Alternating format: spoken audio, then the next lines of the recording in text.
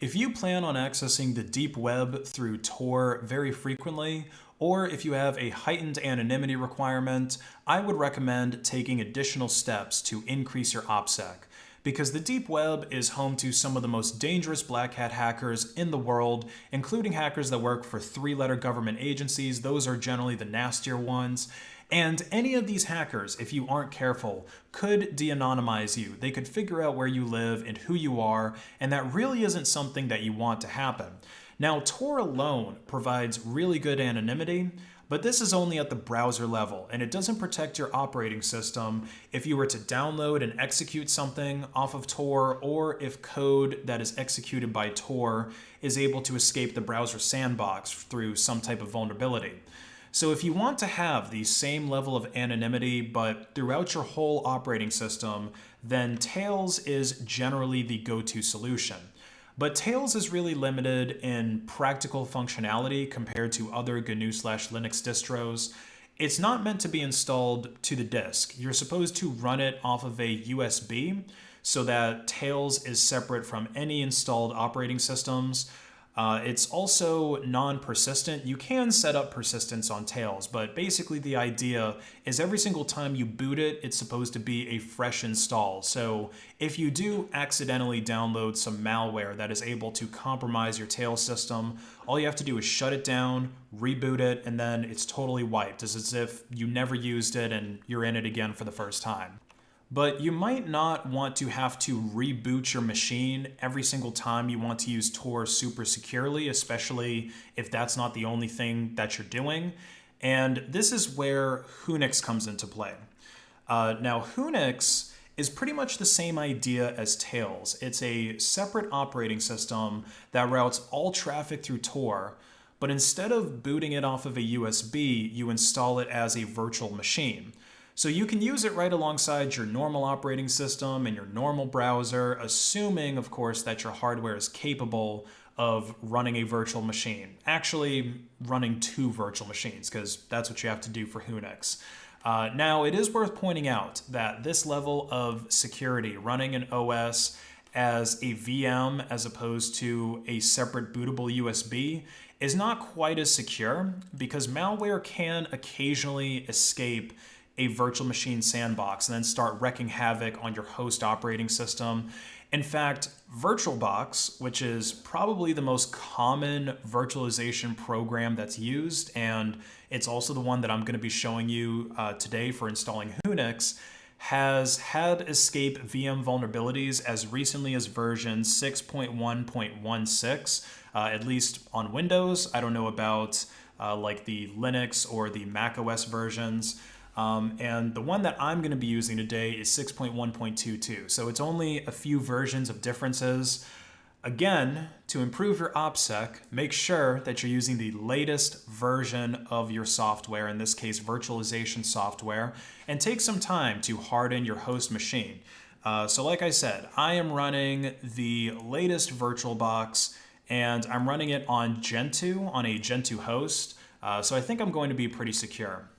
Now, to get started with Whonix, head over to the download page, and you want to choose the version for your particular host and virtualization that you're going to be using. So, like I said, in my case, I'm using Linux, and I'm going to be running it in VirtualBox. So go ahead and download that. And you have the option of doing a Whonix with XFCE. So this is set up already, comes with a desktop environment. It's basically ready to go. Or you can do Whonix with CLI. So I guess this is what you would want to do if you're able to either do everything through a TTY, or if you want to just install your own desktop environment or window manager or whatever. I'm just going to be showing you the XFCE edition.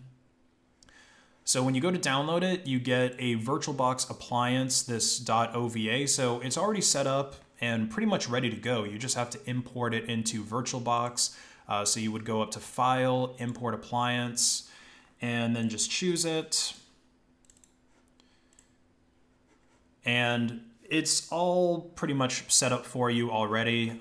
You can tweak these settings here if you want, or you can just like tweak them through here. You know, whatever you're most comfortable with doing. So you get these two separate machines. You get the gateway and you get the workstation, and you have to run both of them at the same time. You would actually want to start the gateway first. So the gateway is pretty much acting like a firewall, and it's what's routing all of your traffic through Tor, because on Whonix, it's not like you have the Tor browser, but it's not like just your traffic that goes through Tor is going through Tor, everything. So like if you ping, if you run any separate applications that connect to the internet, they're all going to be going through Tor. So go ahead and start this up. It might take a few seconds or a few minutes depending on your disk. And this is pretty much what it looks like when you first start it up. Yours, when you start it up for the very, very first time, is going to have a prompt that comes up asking you to agree to the license terms and basically understand that you know, agree that you understand what you're running. So you want to agree to that, and then it's going to have a prompt to connect to Tor. Another thing you'll also want to do the first time that you run it is update it. So you can start your terminal up here, and every time you start a terminal, it's going to print out all this stuff, like all the copyright, blah, blah, blah. But this is what matters here: your default password and default user, because it creates this stuff for you. The password is change me. The password is always going to be change me every time you boot it up unless you set up persistence. So yeah, that's your sudo password, and you can change it if you want. Like, you know, you could do sudo passwd and then enter change me. Change me, not just change. And then you could put in a new password, and bam. So now I have a different root password. It's not necessary if you don't want to, but just something you can do. And you also want to update. So sudo apt get update plus, and then you also want to do a dist upgrade. So do that to your gateway first time you run it, and also do it to the workstation, which should probably start getting booted up. All right, I'm going to move this to the second window. And you want to always start the gateway before you start the workstation. Just at least get it to the point where the desktop loads. Like, that's good enough. All right, I'll pause the video while the desktop starts, or while the workstation starts. All right, so I have the Whonix workstation up, and you want to do the same thing. Open up a terminal, and it's going to print out all the same stuff and same default user and password. You can change it if you want, but definitely make sure that you sudo apt get update plus dist upgrade. And when that finishes, it's going to prompt you to reboot. Reboot the gateway first, if you haven't already, and then reboot your workstation. So now you're ready to get started. Everything is going through Tor, like I said. So like if I ping, or actually not ping, if I curl ip.me, so everything is going to be using Tor IP addresses. You have the Tor browser installed. I'm pretty sure that's the only browser that comes with Whonix. Let's see. Yeah. So this is your Tor browser. You also want to update Tor, so it'll prompt you to restart to apply updates here. But you have a few other applications. You basically have everything that you would want if you're browsing the deep web a whole lot. So like, let's just go to all the XFCE stuff. So like, of course, you can customize your appearance. We've got application finder and yeah, desktop displays. You've got the Electrum Bitcoin wallet.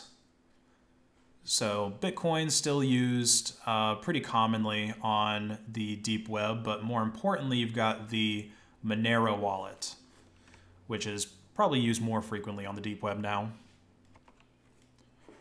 So there we go, and we'll just go ahead and close these. And we'll close Electrum. Not too many applications because, again, you want to try to keep things as simple as possible. You've got KeyPassXC, you've got HexChat, you've got GNU Privacy Assistant, more XFCE stuff, repository.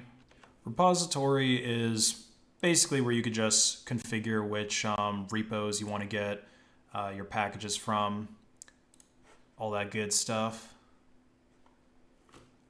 Let's see, what else do we have here?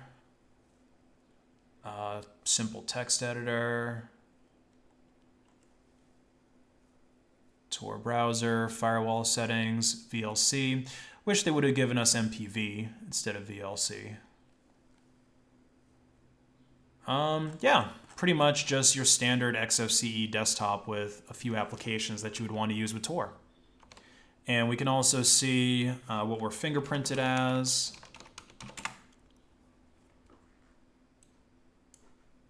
On Tor, and you'll see that it's the same as a regular, just a regular Tor browser. And you can also use full screen if you want. There's no like OPSEC problems with that. Well, there hasn't even really been OPSEC problems with maximizing Tor either for a while now. Yeah, so you can see everything is really generic, gives you a Tor IP address.